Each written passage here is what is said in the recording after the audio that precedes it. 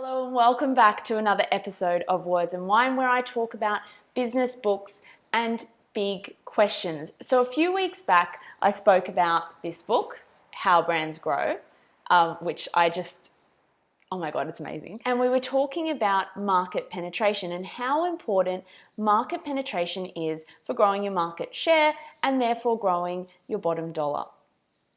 So this week what I'm talking about is how to get market penetration. And there's 7 things you need to know about marketing strategy to really grow your brand. So the first thing is that you need to be consistent with your marketing. You need to be reaching everyone in your market as often as you can. You can't just go silent. So you need to have an always on strategy. Now, with this, a lot of people I notice will talk about sort of being loyal to particular marketing channels. So, oh no, we only do digital, or we don't do print, or we don't believe TVCs work. Now, you can't just rule out a particular medium without considering where your market is. So you really need to look at, how do I make myself better known to the market via any channel? Don't get hung up on one particular medium to deliver your message. In some cases, a TVC is completely appropriate, and others it isn't. So for my brand, I would never run a TV commercial. It wouldn't make sense. It would look out of place. But it doesn't mean that TVC is necessarily a bad idea for any brand. It just means for my particular type of business, it's not the channel I really want to be focusing on. Now, on the other hand, if I got an opportunity to do an interview on TV, then that would be something that would absolutely be appropriate. If I was, say, for instance, giving business or marketing advice in an interview, in context, that would make sense. So context is very, very important. The next thing you need to do is you need to make sure that the brand is easy to buy. Don't sit there and put a whole ton of roadblocks in the way for your user to buy the product or service that you're offering. Now, that sounds really, really obvious, but what you need to think about is, how do I fit my brand in with the everyday life of my customer? How is my product or service going to help them in their situation?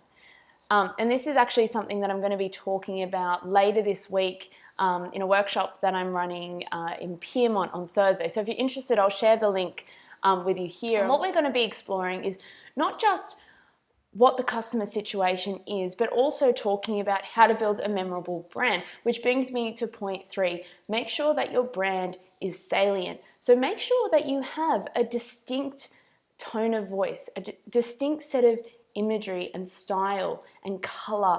How can you make your brand stand out and grab attention? Because if you don't grab attention, you're not going to be memorable. You have to be noticed first, and then we can start to build memorability of your brand as well. But make sure that your brand is salient.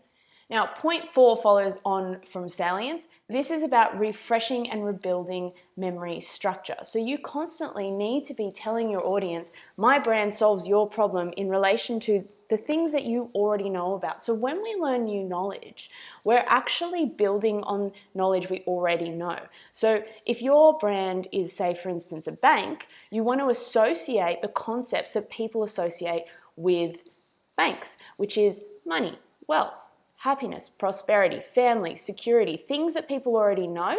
And then how does your brand relate to bank and those other concepts? And then we want to be telling people that over and over and over again. And the other thing you need to do is you need to create and use effective brand assets. So recently, for instance, I launched an ebook from my business brand, which is Pacific Content. And if you look at that, I'll put a link here as well. If you look at that, you can see that throughout the brand asset has my branding in it. The colors are used, the font is used, so that people start to get a feel for being in my ecosystem, in the Pacific Content ecosystem. And that's very, very important for helping to refresh those memory structures that we were talking about earlier. So have a set of hooks that you use for a business. make sure that if you've got a style guide, you use it, and make sure that you have a style guide. There's so many businesses I know that don't actually have a style guide to work from when they actually start to create content. And so that can cause a lot of problems in the tactical part of your business because you haven't actually looked at the strategy first. So setting up a style guide, taking the time to really plan out how you want to be saying things, and then making sure that's reflected in all of your assets is key. Now, the other good thing, I use the example of the ebook. The other good thing about an ebook is it's something that people can keep. It's a keepsake. So people can go back to that over and over and over again. And every time they go back to it, they see my brand. Similarly, if you give away something for free, you can also take that person's email address. So that's great because then you can, again, have another channel in which you're starting to reinforce your messages. So if someone's landed on their website, it doesn't just end there. You have an opportunity to continue marketing to them. And again, this is something I'm going to be going into in detail in my talk on Thursday. So if you're interested, definitely I would recommend coming along because we'll really dive into some of these things in more detail. Be consistent. So the same when we're talking about constantly reaching your audience, also be consistent. So for instance, with this vlog, generally I run this every single week on a Monday.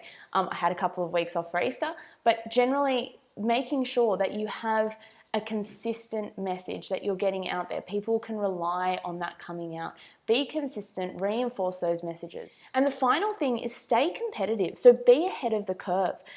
This is something that I've talked about before when running a business as a business founder, that you always need to be looking at what's out there, what's changing. You don't just set up a business and then watch it make money. You have to continue to be learning and being at the cutting edge so that you can offer value even when a competitor comes out into the market. When a competitor comes out and says something new, no, we offer that as well. You know, so if you think about the example of MYOB and Xero did a great job of kind of building on what MYOB had done in a really useful way for business founders. I use Xero myself. I'm not, paid to endorse them in any way, but I find it to be a really, really good product. And then what MYOB went, oh, crap, we need to catch up.